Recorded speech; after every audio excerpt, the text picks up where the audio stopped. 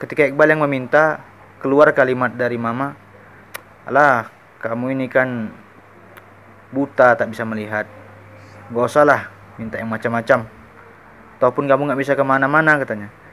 Nah dari situ saya semakin putus asa sebelum tahu sekolah ini kan. Jalan pun bertabrakan antara satu dengan yang lain. Disitulah saya sadar bahwa mata ini tidak bisa dipakai untuk melihat lagi. Dan di Medan ini kalau kita menyeberang itu pilihannya antara hidup dan mati. Maksudnya nyebrang apa ini nyebrang? Nyebrang jalan. Oh.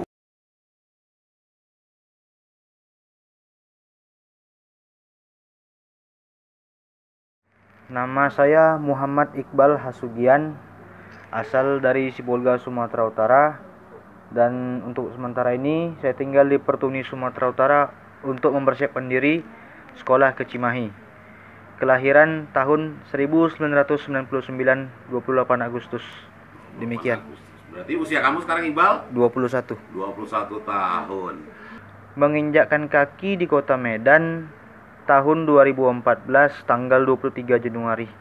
Kenapa bisa ke Medan? Karena kebetulan di Sibolga tidak ada sekolah yang menerima disabilitas netra. Jadi orang tua menyarankan Iqbal untuk ke Medan, Pak. Oh, orang tua menyarankan Iqbal untuk ke Medan. Iya. Untuk apa ya? Menempuh menempuh pendidikan. Menempuh pendidikan ya. Iqbal boleh cerita sedikit lah bagaimana pengalaman Iqbal waktu kecil. Sewaktu saya masih di dalam kandungan, dokter memvonis urat saraf mata saya ini sudah mengecil, tidak bisa dioperasi lagi. Dan ketika mau dilahirkan, ini tangan yang sebelah kanan putus di kandungan. Jadi terlahir ke dunia dengan keadaan mata yang tidak bisa melihat dan tangan menjadi tunadaksa gitu, cacat. Dari lahir ya? Iya, Pak.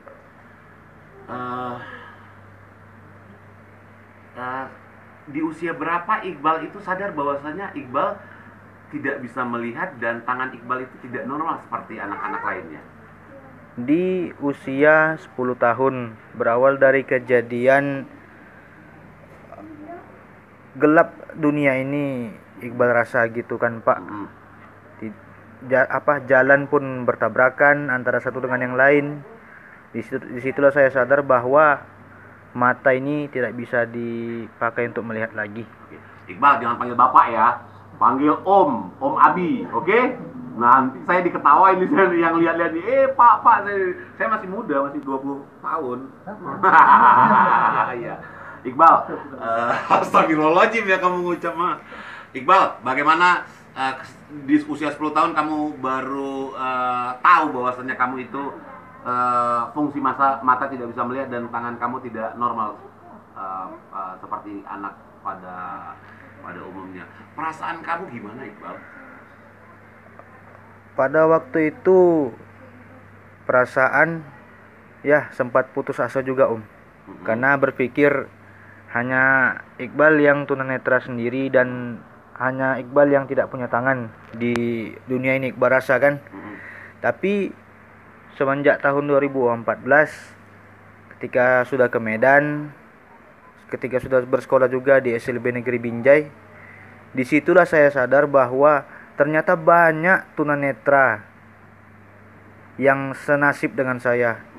Walaupun ya tidak semuanya tunanetra itu seperti saya tangannya sebelah kanan gitu kan. Nah, tapi saya jadi ada motivasi, terutama ada guru tunanetra yang dia luar biasa. Dari rumah ke sekolah, dari sekolah ke rumah, naik angkot. Nah, disitulah yang memotivasi saya bahwa tunanetra itu ternyata bisa seperti orang melihat pada umumnya begitu. Oke. Iqbal ke Medan. Kenapa sekolahnya di Binjai tadi? Binjai itu apa ya? Kebetulan di Medan itu kan tidak ada sekolah yang dulu ini Karya Murni sama Yaventra namanya ya. Tidak menerima yang muslim gitu. Mm-mm. Jadi Iqbal, tangan sebelah kanan kamu boleh turunin aja, satu aja yang pegang. Gitu boleh juga. Jadi- supaya nggak pegel. jadi pergilah ke dinas sosial, Mhm. dapatlah di SLB Negeri Binjai gitu. Mhm. Lengkap dengan asramanya juga. Mhm. Oh gitu. Berapa lama di sana, Iqbal?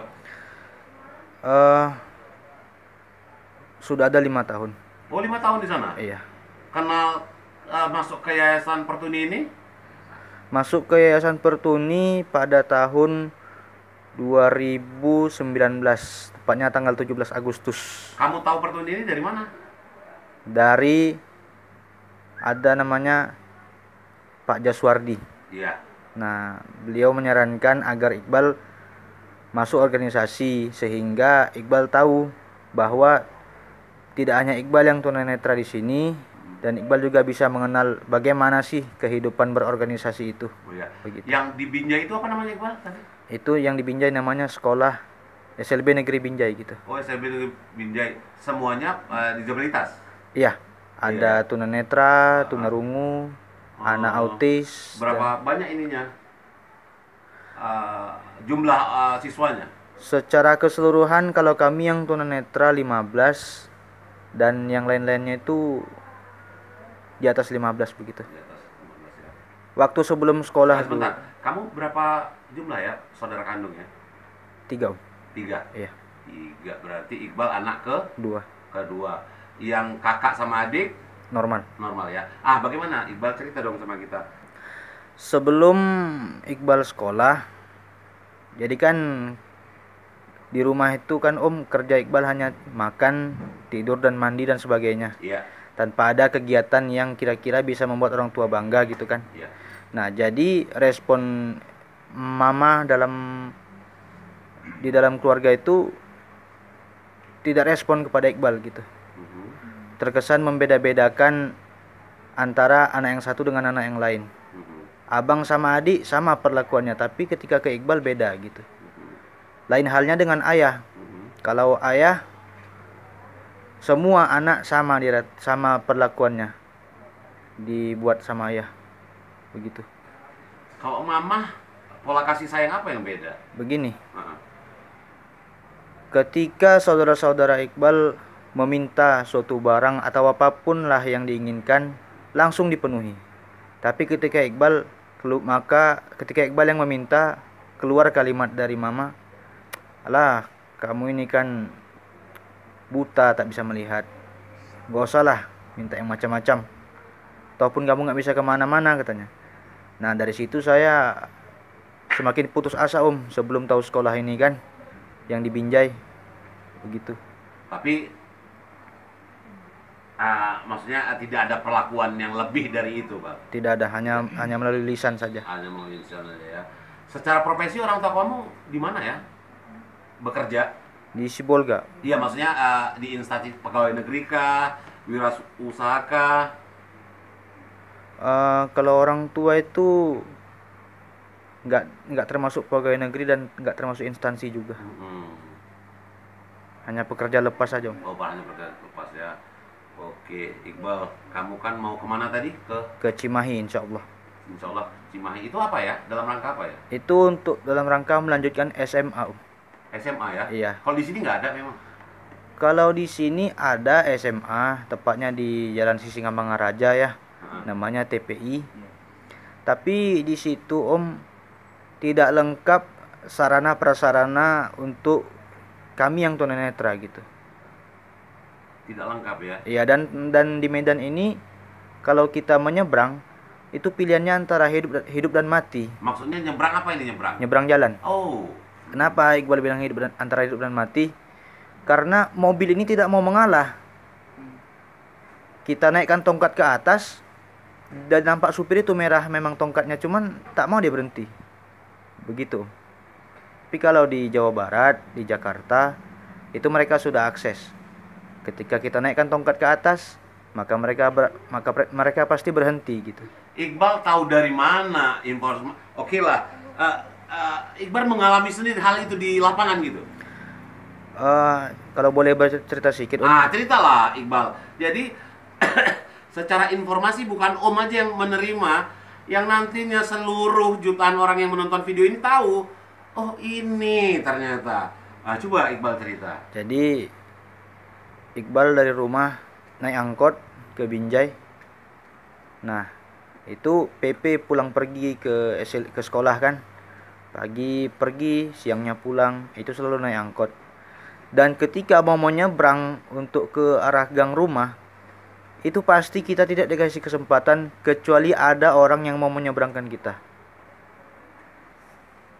Nah, dari mana Iqbal bisa tahu bahwa di Pulau Jawa sana sudah akses?